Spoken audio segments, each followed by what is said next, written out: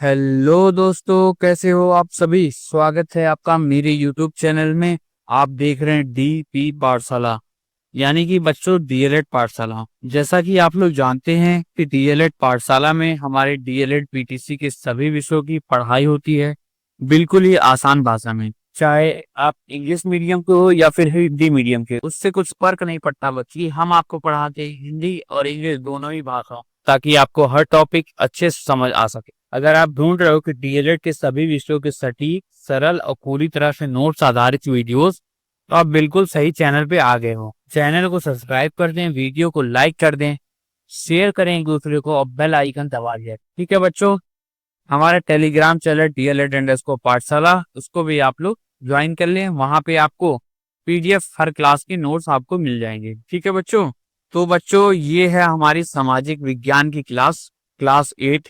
आशा करता हूँ आप लोगों को और क्लासेस जो पहले चल चुकी है वो अच्छी लगती होगी, समझ में आता होगा। ये है हमारी दोपहर की क्लास, 2 टाइम चलती है हमारी। सामाजिक विज्ञान 50 नंबर का है और काफी बड़ा सिलेबस होता है इसका। और जब तक इसको डिटेल में अच्छे से नहीं पढ़ते हैं तो नंबर आपके कम आ जाते हैं। इसमें सेकेंड सेमेस्टर में काफी लोगों का खराब गया था, ठीक है। तो इसलिए हम इसको ज्यादा अटेंशन दे रहे हैं और आपको अच्छे से समझाने के लिए 2 टाइम क्लासेस चल रही है, ठीक है। तो फिर हम लोग आज हम क्या पढ़ेंगे ये हम डिस्कस कर लेते हैं। तो आज हम पढ़ेंगे सामाजिक विज्ञान में, ठीक है। तो आज हम इतिहास का एक ऐसा टर्निंग पॉइंट की बात करेंगे जिससे भारत का पूरा नक्शा ही बदल दिया था, ठीक है। तो सोचिए, एक ऐसा दौर जब एक सुपर पावर जैसे मुगल साम्राज्य कमजोर पड़ रही थी और कुछ नई शक्तियां यानी यूरोपियन कंपनियां भारत में कदम रखी थी। जी हाँ, आज हम बात करेंगे 18वीं शताब्दी के भारत की स्थिति की, ठीक है। कैसे ये शताब्दी भारत के लिए एक बड़े बदलाव के दौर साबित हुई, ठीक है। तो तैयार हो जाइए बच्चों, क्लास स्टार्ट करते हैं। उससे पहले हम लोग रिवाइज कर लेते हैं कि हमने लास्ट क्लास में क्या पढ़ा था। तो लास्ट क्लास में हमने शिवाजी के बारे में पढ़ा था। किसके बारे में? शिवाजी के बारे में हमने पढ़ा, ठीक है। कि शिवाजी ने कैसे टक्कर दी मुगलों को और कई सारे लोगों को, ठीक है। तो शिवाजी का जन्म 1630 ईस्वी में शिवनेर दुर्ग में, ठीक है, शिवनेर दुर्ग फोर्ट में, ठीक है। माता का नाम जीजाबाई वीरता थी और धर्म का पालन करते, धर्म की शिक्षा इन्होंने दी। अफजल खान और शाइस्ता खान को पराजित किया इन्होंने, ठीक है। भेजा गया था इनको मारने के लिए शिवाजी को। 1674 में रायगढ़ दुर्ग पर राज्याभिषेक हुआ इनका। अष्ट प्रधान यानी 8 मंडली का स्थापन हुआ, 8 मंत्रियां इनमें थे, ठीक है। गुरिल्ला युद्ध नीति इन्होंने अपनाई। न्याय और शासन में कठोरता, ठीक है। सबके लिए न्याय जो था सबके लिए बराबर था, चाहे आप ब्राह्मण हो चाहे आप कोई भी हो, क्षत्रिय हो, ठीक है। तो मराठों का पतन जो हुआ वो नेतृत्व की कमी। शिवाजी के बाद कोई ऐसा लीडर नहीं आया जो नेतृत्व कर सके। आपसी कलह, आपस में ही लड़ाई होने लगी, ठीक है, मराठों में। और अंग्रेजों का उदय, ठीक है, अंग्रेज शासन करने लगे, ठीक है, भेदभाव करने, डिवाइड एंड रूल करने लगे, ठीक है। तो ये था आपका शिवाजी वाला, ठीक है। अब आगे बढ़ते हैं, हम लोग आ जाते हैं जिसके बारे में हमने क्लास रखी थी, 18वीं शताब्दी में भारत की स्थिति यानी 18th सेंचुरी ऑफ इंडिया क्या थी, ठीक है, उसके बारे में हम लोग बात करेंगे यहाँ। तो भारत की राजनीतिक स्थिति जो थी, पॉलिटिकल सिचुएशन ऑफ इंडिया हम देखते हैं। तो 18वीं शताब्दी के आरंभ में, ठीक है, 18th सेंचुरी के आरंभ में भारत छोटे छोटे राज्यों में बटा हुआ था। क्या था? छोटे छोटे राज्य में बट गया था लड़ाई करते करते, ठीक है। देश में विभिन्न हिस्सों में देशी और विदेशी शक्तियां अपना प्रभुत्व यानी डोमिनेंस स्थापित कर रही थी, समझे। तो देश में जो छोटे छोटे हिस्से थे, तो कई सारे छोटे छोटे हिस्से में कुछ देशी शक्तियां थी, कुछ देशी वाले मतलब कुछ देश के इंडिया भारत के ही थे, और कुछ विदेशी शक्तियां अपना डोमिनेंस स्थापित कर रही थी, अपना कंट्रोल कर रही थी उस राज्य को, ठीक है। मुगल साम्राज्य का पतन शुरू हो चुका था और उसकी शक्ति लगातार कमजोर हो रही थी, और इस समय मुगल एम्पायर भी खत्म हो रहा था धीरे धीरे, ठीक है। तो दोस्तों, 18वीं शताब्दी की शुरुआत में भारत की हालत कुछ ऐसी थी जैसे कोई बड़ी टीम के छोटे छोटे टुकड़े में बांट गई है, समझे। कोई बड़ी सी टीम है, उसको छोटे छोटे टुकड़े में बांट दो तो उस तरीके की उसकी हालत हो गई थी भारत की। छोटे राज्य, भारत छोटे छोटे राज्य में बटा हुआ था। हर जगह कोई ना कोई स्थानीय राजा अपना राज चला रहा था, समझे। हर छोटे छोटे राज्य में बट गया था और हर जगह कोई स्थानीय राजा था वो बैठ करके उस छोटे से राज में राज कर रहा था, है कि नहीं। एक सेकंड, मुगल साम्राज्य का पतन भी हो गया। तो जो मुगल साम्राज्य कभी भारत की शान थे, उनका पतन शुरू हो चुका था। उनकी शक्ति, जो शक्ति थी उनकी, वो लगातार कमजोर हो रही थी, ठीक है। विदेशी शक्तियां और इसी कमजोरी का फायदा उठाने के लिए देश के अलग अलग हिस्सों में देशी और विदेशी शक्तियों का प्रभुत्व जमाने लगी थी, ठीक है, यानी डोमिनेंस करने लगी थी, ठीक है। यानी भारत एक पावर वैक्यूम में, जहां हर कोई अपनी जगह बनाना चाहता था, ठीक है। समझ में आया ये चीज। बता दो बच्चों, हमारा टेलीग्राम चैनल DLED_ पाठशाला को, कहाँ गया भाई, हाँ, DLED_ पाठशाला को ज्वाइन कर लें आप लोग। यहाँ पे आपको नोट्स PDF मिल जाएगा, ठीक है, फ्री में। और हमारे चैनल को सब्सक्राइब कर लें, काफी लोगों ने सब्सक्राइब नहीं किया है, 65% लोगों ने सब्सक्राइब नहीं किया है, ठीक है। और वीडियो देखते हैं, सब्सक्राइब नहीं करते हैं, तो आप लोग सब्सक्राइब कर दें, ठीक है। चलो आगे बढ़ते हैं, पढ़ते हैं प्रमुख आक्रमण यानी मेजर इन्वेंशन, ठीक है, उसके बारे में पढ़ लेते हैं। कौन कौन से प्रमुख आक्रमण हुए उस समय, एक से, ठीक है। तो वही है कि जब घर कमजोर होता है तो बाहर वाले भी हमला करने आते हैं, ठीक है ना। तो भारत के साथ भी यही हुआ। तो जो अंदर घर कमजोर हो रहा था, तो बाहर के लोग उसमें हमला करने आ गए। तो प्रमुख आक्रमण के बारे में हम लोग देखते हैं इसमें। तो नादिर शाह का आक्रमण, किसका, नादिर शाह का आक्रमण 1739 ईस्वी में। इस आक्रमण में मुगल साम्राज्य की जड़ें हिल गई, ठीक है, हिला दी, ठीक है। तो नादिर शाह का जो आक्रमण था, इस आक्रमण ने मुगल साम्राज्य जो था, मुगल डायनेस्टी, उसकी जड़ें हिल गई, ठीक है।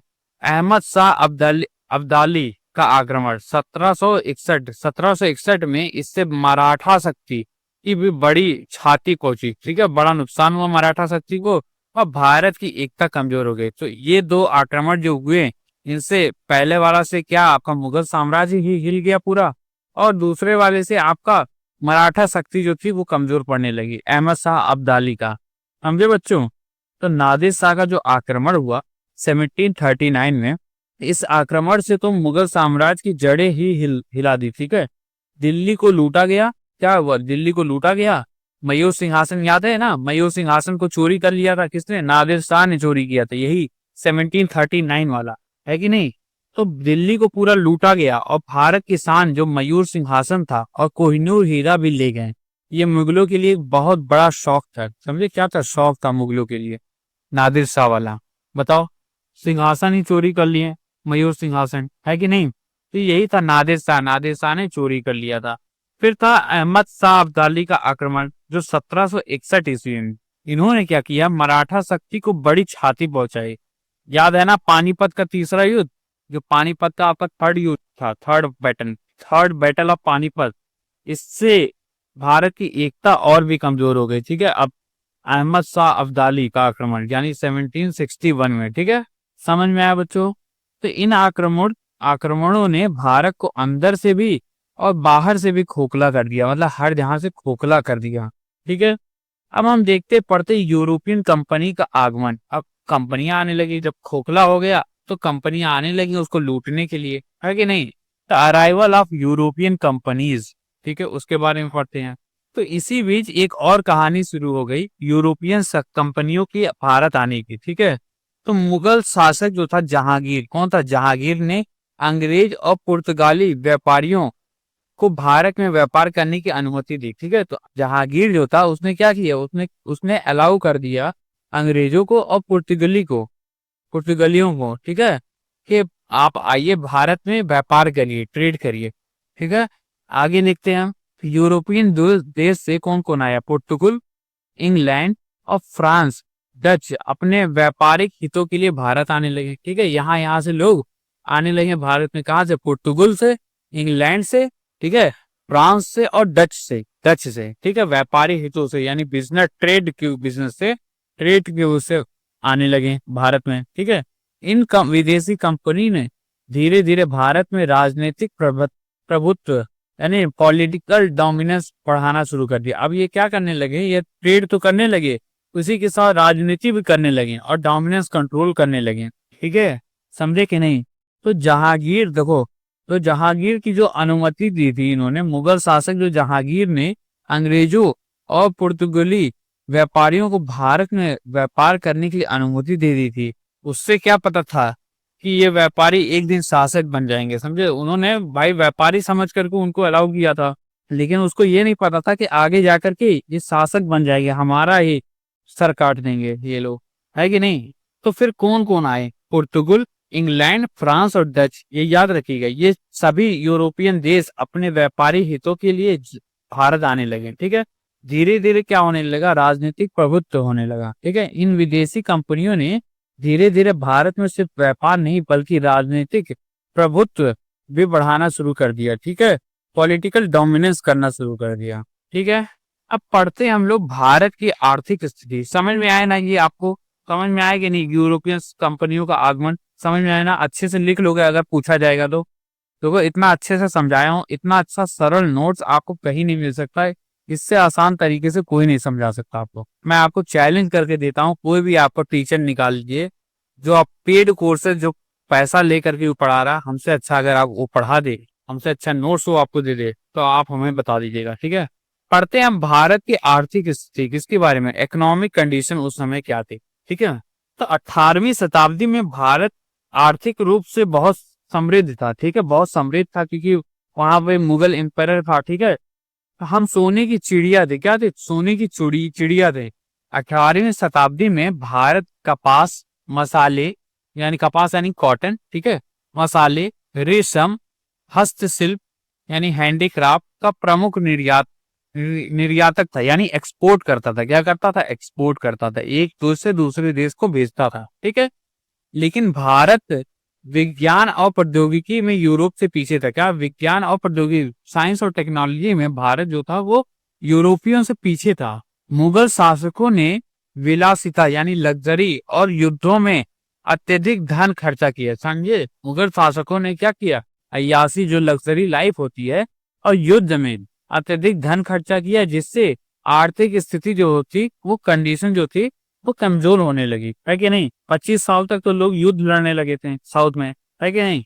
तो इसमें क्या हुआ? जो भारत में कपास, मसाले, रेशम और हस्तशिल्प का प्रमुख निर्यातक था, हमारा सामना पूरी दुनिया में मशहूर था। हमारा जो सामान था वो पूरी दुनिया में मशहूर था, समझे। एक्सपोर्ट होता था यहाँ से।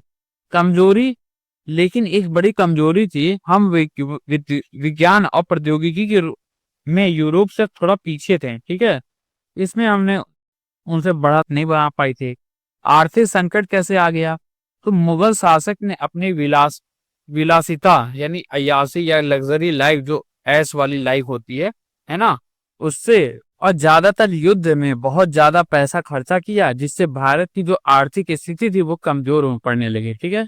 ये था आपका भारत की आर्थिक स्थिति। उस समय सोने की चिड़िया थी, बहुत समृद्ध था, लेकिन धीरे धीरे वो कम होने लगा, यानी खजाना खाली हो रहा था और हम टेक्नोलॉजी में पीछे छूट रहे थे, समझे। टेक्नोलॉजी भी हमारे हाथ से निकल रही थी।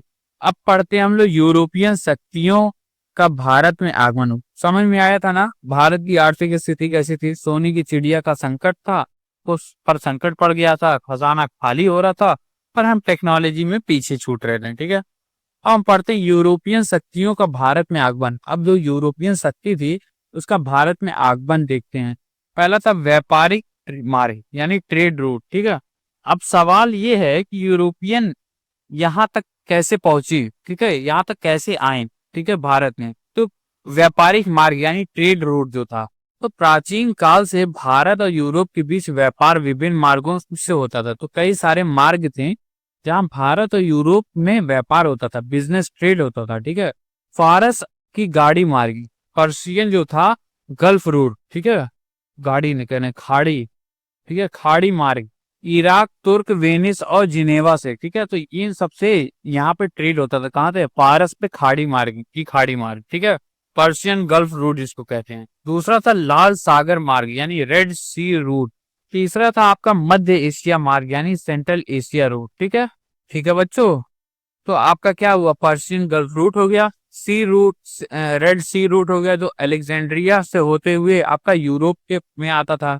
अलेक्जेंड्रिया क्या है आपका? ये आपका मिस्र यानी इजिप्ट, ठीक है। इजिप्ट का आपका क्या है? ये इजिप्ट का शहर है, मिस्र का शहर है, ठीक है, मिस्र यानी इजिप्ट, ठीक है। और मध्य एशिया मार्ग यानी सेंट्रल एशिया रूट, मिस्र और यूरोप के लिए। तो ये सारे आपके ट्रेड रूट थे, ठीक है।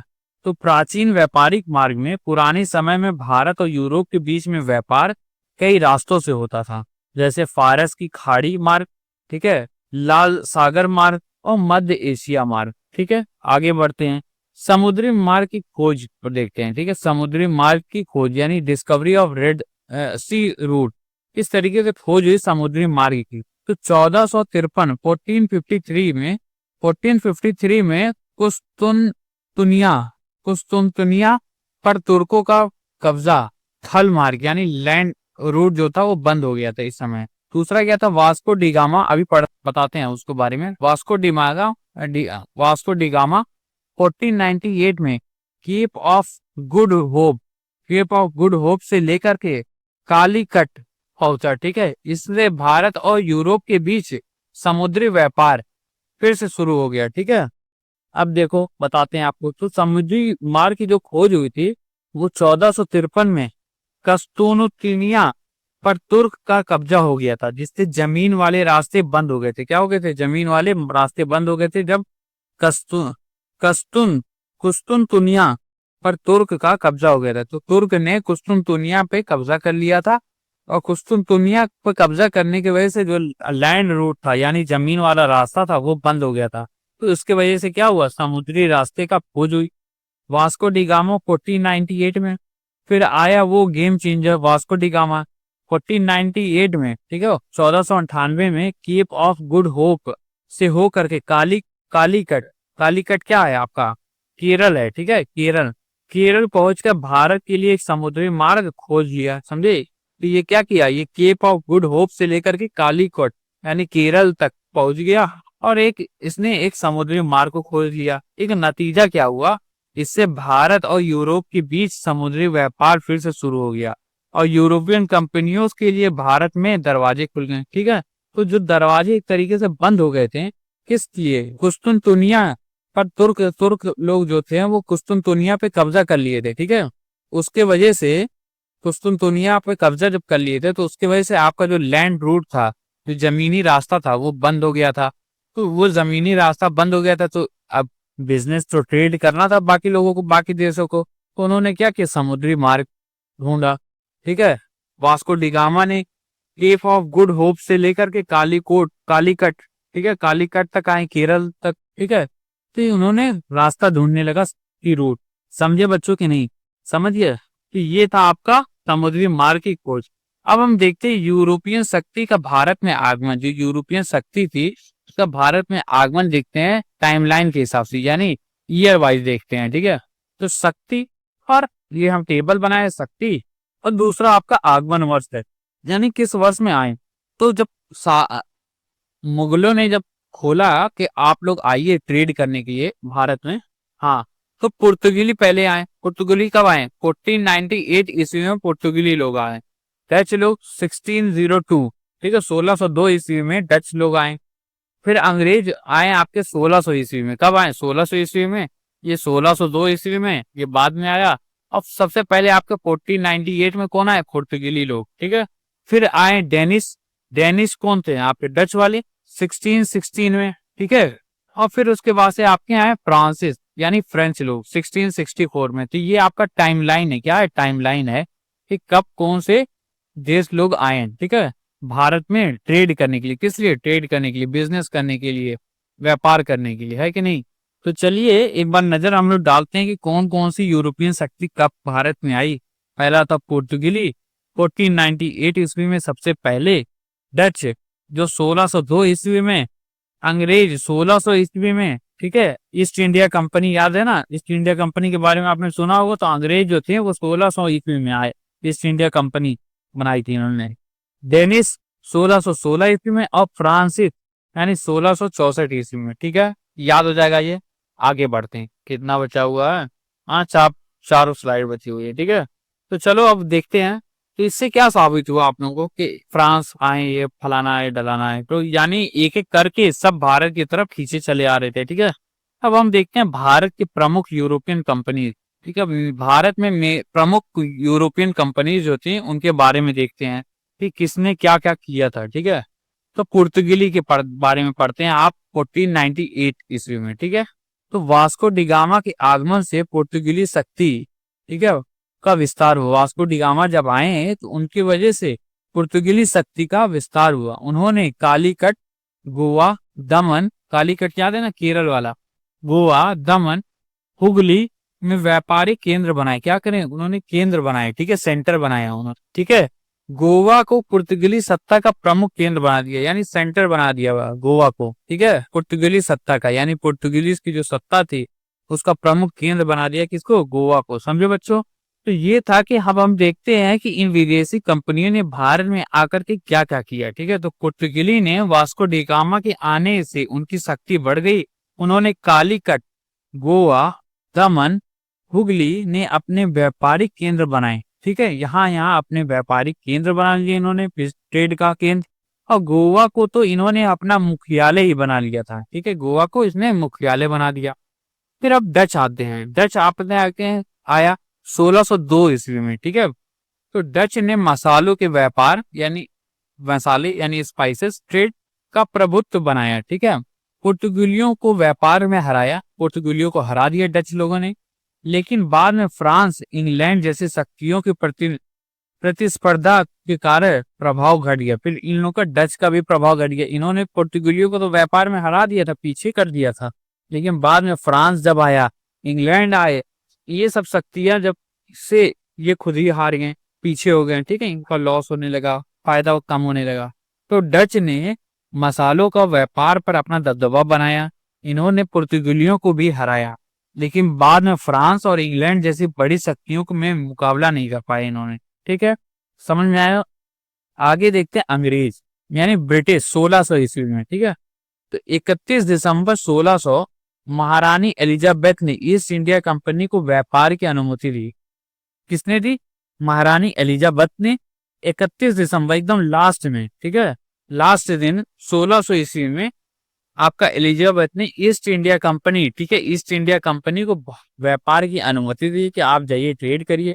धीरे धीरे उन्होंने भारत के व्यापार, ट्रेड और राजनीति पर नियंत्रण स्थापित कर लिया। धीरे धीरे क्या करने लगे, ट्रेड भी करने लगे भारत में और नियंत्रण करने लगे, पॉलिटिक्स करने लगे, ठीक है। तो 31 दिसंबर 1600 में महारानी एलिजाबेथ ने ईस्ट इंडिया कंपनी को व्यापार की अनुमति दी और धीरे धीरे उन्होंने भारत के व्यापार और फिर राजनीतिक पर पूरी तरह से कब्जा कर लिया। ये थे असली मास्टरमाइंड, समझे। अंग्रेज जो थे असली मास्टरमाइंड थे। क्या थे, मास्टरमाइंड थे, ठीक है। ये केवल बिजनेस करने नहीं आए थे, राज करने आए गई एक से, ठीक है बच्चों। तो ये था आपका अंग्रेज लोग, ब्रिटिश मास्टरमाइंड, ठीक है। आगे अब हम बढ़ते हैं, पेन कहाँ गए, हाँ। अब हम देखते हैं डेनिस, ठीक है, डेनिस के बारे में। डच, तो 1616 ईस्वी में डेनमार्क के व्यापारी भी भारत आए, लेकिन उनका जो प्रभाव था वो सीमित था, लिमिटेड था, बहुत कम एरिया में उन्होंने व्यापार किया। अंततः उन्होंने अपना व्यापारिक केंद्र अंग्रेजों को बेच दिया, ठीक है। तो अपना जो इन्होंने केंद्र बनाया था भारत में आकर के, वो अंग्रेजों को बेच दिया, क्योंकि ये इतने शक्तिशाली नहीं थे। तो ये लोग फिर वापस चले गए अपना बाज करके, ठीक है। तो 1616 ईस्वी में डेनमार्क के व्यापारी भी आए, लेकिन इनका प्रभाव बहुत कम रहा। आखिर में इन्होंने अपने व्यापारिक केंद्र अंग्रेज को बेच दिया और गेम से बाहर हो गए, ठीक है। ये गेम से पहले ही बाहर हो गए कि भाई हम लड़ेंगे ही नहीं, हैं, हम इतने शक्तिशाली ही नहीं है, हम क्या ही लूटेंगे, लो हमसे खरीद लो जो चीज हमने लूटा केंद्र वगैरह, हम जा रहे हैं अब छोड़ करके। फिर आते हैं आपके फ्रांसिस, यानी फ्रेंच। तो 1664 ईस्वी में आपके फ्रेंच आते हैं। तो इन्होंने फ्रेंच ईस्ट इंडिया कंपनी, क्या फ्रेंच ईस्ट इंडिया कंपनी की स्थापना की, ठीक है। इन्होंने एक नई कंपनी बनाई जिसको फ्रेंच ईस्ट इंडिया कंपनी कहते हैं हम। कर्नाटक युद्ध, ठीक है, यानी कर्नेटिक वार के दौरान 3 बार अंग्रेजों से संघर्ष किए, समझे। अंग्रेजों को 3 बार इन्होंने वॉर किया अंग्रेजों से। 1760 में बैटल ऑफ वंडीवास, ठीक है, अंग्रेजों ने फ्रांसिस को हरा दिया और उनका प्रभुत्व समाप्त हो गया, ठीक है। तो 1760 ईस्वी में अंग्रेजों ने क्या किया, फ्रांसिस को हरा दिया आखिरकार जाकर के, और उन्होंने उसका सारा चीज समाप्त कर दिया, ठीक है। तो 1664 ईस्वी में आपका फ्रेंच ईस्ट इंडिया कंपनी बनाई गई, ठीक है। अंग्रेजों ने इनको 3 बार बड़ी बड़ी लड़ाई हुई अंग्रेजों से, जिन्हें कर्नाटक युद्ध कहते हैं, ठीक है, कर्नाटक युद्ध कहते हैं। 1760 ईस्वी में, ठीक है, 1760 ईस्वी में वांडी वंश का युद्ध, इस युद्ध में अंग्रेज ने फ्रांसिस को बुरी तरीके से हराया और भारत से उनका प्रभुत्व खत्म हो गया, ठीक है, समाप्त हो गया। तो अब अकेला कौन बचा? अकेला बचे कौन? अंग्रेज। तो यानी अंग्रेज ने बाकी को आउट कर दिया और खुद मैदान में अकेले बचे रह गए, ठीक है। अब उन्होंने लूटना स्टार्ट किया, सब बिजनेस ट्रेड अकेले अपना, है ना। जैसे आपका रिलायंस जियो है, ठीक है, अकेले मार्केट में रहता है, ठीक है। आगे बढ़ते हैं। अब हम पढ़ते हैं कि फ्रांसिस की असफलता के कारण क्या थे, कि फ्रांस लोग कैसे क्यों हार गए, क्या क्यों असफलताएं हुई, एक एक करके देखो हम सब चीज पढ़ेंगे, ठीक है, कि अगर ये हारा तो क्यों हारा है, उसकी दिक्कत क्या थी। तो कॉजेस ऑफ फ्रेंच फेलियर, ठीक है, फ्रेंच ईस्ट इंडिया कंपनी जी, तो वो ईस्ट इंडिया कंपनी से कैसे हार गए। तो कंपनी की आर्थिक स्थिति जो थी वो पुअर थी, खराब हो गई थी। कंपनियों कर्मचारियों में एकता का अभाव, यानी यूनिटी नहीं थी, एकता नहीं थी। फ्रांसीसी सरकार की उदासीनता, यानी lack of government interest, government जो थी वो इंटरेस्ट भी कम लेने लगी अब इसमें। अंग्रेजों की तुलना में कम सैन्य अनुभव, ठीक है, मिलिट्री जो थी एक्सपीरियंस, सैन्य अनुभव मिलिट्री का, आर्मी का, वो कम था। और व्यापारिक कुशलता भी कम थी अंग्रेजों की तुलना में, ठीक है, अंग्रेजों से, है कि नहीं। तो ये सारे इसके कारण थे। आखिर क्यों हारा फ्रांसिस, जबकि वे बहुत बड़े शक्तिशाली थे, ठीक है। तो क्यों हारा? क्योंकि कमजोर आर्थिक स्थिति, उनकी कंपनी की आर्थिक हालत जो थी वो ठीक नहीं थी। एकता का अभाव नहीं था, कर्मचारियों में एकता ही नहीं थी। सरकार की उदासीनता, ठीक है, फ्रांसिस सरकार ने उन्हें उतना सपोर्ट नहीं किया जितना जितना आपका ब्रिटिश ने किया था, ब्रिटिश को, अंग्रेजों को। कम सैन्य अनुभव, अंग्रेजों की तुलना में उनके पास कम सैन्य अनुभव और व्यापारिक कुशलता थी, ठीक है। ये सारे आपके कारण थे फ्रांसिस के असफलता के, समझ गए। लिख लोगे अगर आएगा, जितने भी नंबर में लिख लोगे ना। चलो फिर आगे बढ़ते हैं बच्चों। हम बता देते हैं फिर से कि डीपी पाठशाला को हमारे प्लीज प्लीज प्लीज चैनल को सब्सक्राइब कर दें, हमारा टेलीग्राम चैनल ज्वाइन करें, वहां पे आपको नोट्स मिल जाएगा। देखो सब कुछ आपको प्रीमियम में दे रहा हूँ, ठीक है, आपको नोट्स भी दे रहा हूँ, आपको फ्री में पढ़ा भी रहा हूँ, हर चीज कर रहा हूँ। यहाँ तक कि हैंड रिटन नोट्स आप अगर आप कहोगे तो हैंड रिटन नोट्स भी मैं दे दूंगा आप लोगों को। नोट्स बनाने की भी दिक्कत नहीं। जैसे कुछ लोग होते हैं ना, जॉब करते हैं या कुछ बाहर से पढ़ाई करते हैं, तो उन सब के लिए आसान रहता है कि मैं नोट्स दे दूं और वो नोट्स से पढ़ लें, ठीक है। तो ये सारी चीजें मैं आपको प्रोवाइड करता हूं, तो उसके लिए मुझे भी तो आप कुछ देंगे। आप मुझे हर वीडियो पे लाइक करें, कमेंट करें, शेयर करें एक दूसरे को, और हमारा चैनल को सब्सक्राइब करें, टेलीग्राम चैनल को ज्वाइन कर ले, बस और कुछ नहीं करना आप लोगों को, सारी चीजें फ्री हैं आपके लिए, ठीक है। अब हम पढ़ते हैं भारत में यूरोपियन शक्ति के आगमन के कारण क्यों आए यूरोपियन शक्ति, ठीक है, कैसे बढ़ गई यूरोपियन शक्तियां इनकी भारत में। तो भारत की आर्थिक संप्रभुता यानी इकोनॉमिक प्रॉस्पेरिटी जो थी वो बहुत अच्छी थी, ठीक है। मसालों और हस्तशिल्प, ठीक है, कई सारे वास्को डिगामा द्वारा समुद्री मार्ग की खोज, वास्को डिगामा ने तो डिस्कवरी कर दी थी, समुद्र मार्ग खोज दिया था। अब भारत में कच्चे माल की अधिकता, ठीक है, जो रॉ मटेरियल होता है, कच्चे माल होते हैं, वो बहुत ज्यादा था भारत में। तो इन सब चीजों की वजह से यूरोपियन शक्ति का आगमन हुआ, है कि नहीं। तो आखिर क्यों ये यूरोपियन इतनी दूर से भारत आए, क्यों आए? क्योंकि भारत की आर्थिक संपन्नता जो थी, भारत एक बहुत अमीर देश था, ठीक है, क्या था, अमीर देश था, सोने की चिड़िया था। मसालों और हस्तशिल्प की मांग, यानी हमारे मसाले और हाथ से बनी हुई चीजें पूरी दुनिया में मशहूर थी, ठीक है। समुद्री मार्ग की खोज, वास्को डिगामा जैसा आप लोग जानते हैं, उन्होंने रास्ता दिखा दिया था समुद्री वाला। कच्चे माल की अधिकता, भारत में बहुत सारा कच्चा माल मिलता था जो उनके उद्योग के लिए बहुत जरूरी था, ठीक है। तो ये कारण थे कि यूरोपियन इतनी दूर से भारत में आए, ठीक है, इतनी मेहनत करते हुए। समझ गया बच्चों। तो ये थी आपकी क्लास, आशा करता हूँ समझ गया बच्चों। तो ये थी आपकी क्लास, आशा करता हूँ आप लोगों को अच्छी लगी होगी, समझ में आई होगी। वीडियो को लाइक कर दें, चैनल को सब्सक्राइब कर दें। आइए अब हम लोग रिवीजन करते हैं कि हमने क्या क्या पढ़ा, ठीक है। अब हम कुछ बोनस फैक्ट्स के बारे में देख लेते हैं जो एग्जाम में काम आपको आ जाएंगे और याद करने की आपको आसानी रहेगी, ठीक है। तो 18वीं शताब्दी में भारत राजनीतिक रूप से कमजोर था, ठीक है, राजनीतिक रूप से कमजोर हो गया था, मुगल शासन वहां कमजोर हो गया था, ठीक है। फिर शिवाजी वाला मराठा भी कमजोर, नादिर शाह और अहमद शाह अब्दाली ने के आक्रमण ने भारत को शक्तियों को और कमजोर कर दिया। यूरोपियन शक्तियां जैसे पुर्तगाली, डच, अंग्रेज, डेनिश और फ्रांसीस व्यापारिक उद्देश्य से भारत आई। अंग्रेजों ने धीरे धीरे भारत में राजनीति पर नियंत्रण पा लिया, ठीक है। 1760 में वांडी वंश युद्ध, ठीक है, वांडीवास युद्ध ने भारत में फ्रांसीसी प्रभुत्व को अंत कर दिया। ठीक है, फ्रांसीसी प्रभुत्व को अंत कर दिया। प्रमुख कारण था भारत की आर्थिक समृद्धि आने का, समुद्री मार्ग की खोज और कच्चे माल की उपलब्धता। समझ में आया? समझ में आया कि नहीं? 18वीं शताब्दी में भारत राजनीतिक रूप से कमजोर था। ठीक है, नादिर शाह और अहमद शाह अब्दाली ने आक्रमण कर भारत की स्थिति को और कमजोर कर दिया। ठीक है, यूरोपियन शक्तियां जैसे पुर्तगाली, डच, अंग्रेज, डेनिश, फ्रांसीस व्यापारिक उद्देश्य से भारत आने लगी। अंग्रेजों ने धीरे धीरे भारत की राजनीति पर नियंत्रण पा लिया। 1760 में वांडी वंश युद्ध ने भारत में फ्रांसीसी प्रभुत्व को अंत कर दिया। अकेले बचे भाई अंग्रेज। प्रमुख कारण क्या था? भारत की आर्थिक समृद्धि, समुद्री मार्ग की खोज और कच्चे माल की उपलब्धता। समझ में आया बच्चों? समझ में आया कि नहीं ये टॉपिक जो मैंने आपको पढ़ाया है? कल हम लोग पढ़ेंगे, अब शाम को पढ़ेंगे भारत की सत्ता के लिए यूरोपियन शक्ति के ने क्या क्या संघर्ष किया था उसके बारे में। ठीक है, तो दोस्तों कैसी रही आपकी क्लास? समझ में आया? समझ में आया तो वीडियो को लाइक करें। ये था आपकी 18वीं शताब्दी में भारत की स्थिति की पूरी कहानी। ये वो दौर था जब भारत में बड़े बदलाव की नींव रखी गई और एक नई शक्ति का उदय हुआ। ठीक है, अगर आपको ये वीडियो पसंद आया है तो इस वीडियो को लाइक करना मत भूलें, अपने दोस्तों के साथ शेयर करें, खासकर डीएलएड वालों के साथ।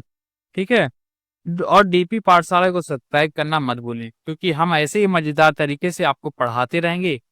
आप मिलते हैं अगली क्लासेस में, तब तक के लिए पढ़ते रहिए, बढ़ते रहिए। जय हिंद। ठीक है, धन्यवाद आप सभी का। Thank you so much.